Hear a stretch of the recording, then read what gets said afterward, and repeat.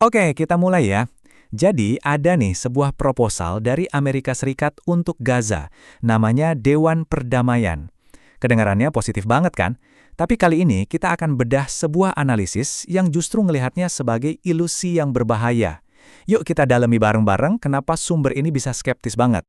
Nah, pembahasan kita ini berawal dari satu pertanyaan penting yang diangkat sama sumber ini. Emang bener ya, kalau ada kata damai, itu artinya udah pasti adil? Teks ini berargumen, kalau kita lihat sejarah, jawabannya seringkali nggak juga. Dan inilah titik awal dari semua kritik mereka. Baik, kita masuk ke bagian pertama. Sebelum jauh-jauh, kita mesti paham dulu apa sih sebenarnya Dewan Perdamaian ini, dan dari situ kita bakal langsung lihat kenapa sumber yang kita bahas ini kok udah curiga dari awal. Jadi, secara resminya ini dia Dewan Perdamaian atau BOP, dibilang sebagai sebuah badan untuk mengelola Gaza setelah konflik selesai. Di atas kertas sih kedengarannya oke ya, tapi sumber yang kita bedah ini ngerasa ada udang di balik batu. Nah, disinilah letak keraguan utamanya. Siapa yang mimpin inisiatif ini? Teks ini secara spesifik nunjuk ke rekam jejak Amerika Serikat di Afghanistan, Irak, dan Libya, yang menurut mereka itu bukan bawa damai, tapi malah invasi. Inilah fondasi kenapa mereka nggak percaya sama sekali. Dan argumennya nggak berhenti di situ, tapi masuk ke landasan teologis.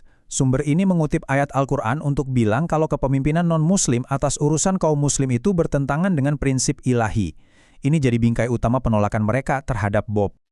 Oke, sekarang kita lihat lebih dalam lagi gimana argumen ini dibangun. Di bagian kedua ini kita bakal kupas tuntas 5 catatan kritis yang spesifik banget dari sumber ini soal konsep Dewan Perdamaian.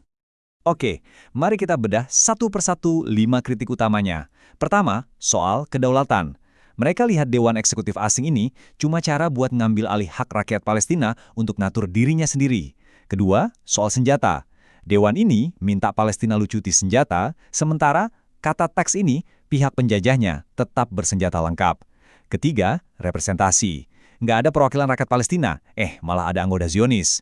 Keempat, Dewan ini dianggap nggak nyentuh akar masalahnya sama sekali, yaitu keberadaan negara Israel. Dan kelima, ini yang paling tajam. Kalau sampai ada pemimpin Muslim yang ikutan, itu dianggap pengkhianatan yang sama aja dengan melegitimasi penjajahan. Nah, ngomongin soal poin kedua tadi, soal pelucutan senjata, slide ini nunjukin dasar pembenaran dari sisi agama yang dikutip sumbernya. Mereka pakai hadis ini buat negasin kalau membela diri, keluarga, dan harta pakai senjata itu adalah tindakan yang sah dan mulia. Sesuatu yang menurut mereka justru mau dihilangkan oleh BOP. Sekarang kita sampai di titik balik pembahasan ini. Setelah habis-habisan mengkritik proposal damai yang ditawarkan, sumber ini nggak berhenti di situ. Mereka beralih dari kritik ke solusi yang mereka usulkan. Slide ini nunjukin perbedaan yang kontras banget. Di satu sisi, ada negosiasi internasional yang kata teks ini cuma akal-akalan penindas. Di sisi lain, mereka mengajukan jihad sebagai satu-satunya jalan yang benar. Ini bukan pilihan, tapi sebuah perintah Tuhan untuk benar-benar mengusir penjajah, bukan malah berunding sama mereka. Dan buat nguatin argumennya, mereka nggak main-main, langsung menyajikan bukti dari Al-Quran. Ayat ini dikutip untuk menegaskan bahwa perjuangan bersenjata itu bukan sekedar opsi, tapi sebuah perintah yang eksplisit untuk merebut kembali apa yang telah dirampas. Oke. Kalau menurut sumber ini, solusinya adalah jihad. Pertanyaan selanjutnya akan, siapa yang akan memimpinnya? Nah, ini ngebawa kita ke solusi institusional yang mereka ajukan, yang mereka dukung dengan contoh-contoh dari sejarah. Inti argumen politiknya di sini, menurut mereka, semua masalah yang ada, termasuk ketidakmampuan membebaskan Palestina, akarnya cuma satu, tidak adanya negara pemersatu bagi seluruh umat Islam yang mereka sebut sebagai khilafah. Untuk menjelaskan fungsi khilafah itu apa, teks ini mengutip hadis yang sangat terkenal. Istilah perisai di sini dipakai untuk menggambarkan peran utama seorang khalifah, yaitu melindungi umat dari ancaman luar dan menjaga kehormatan Islam. Dan ini bukan cuma teori loh.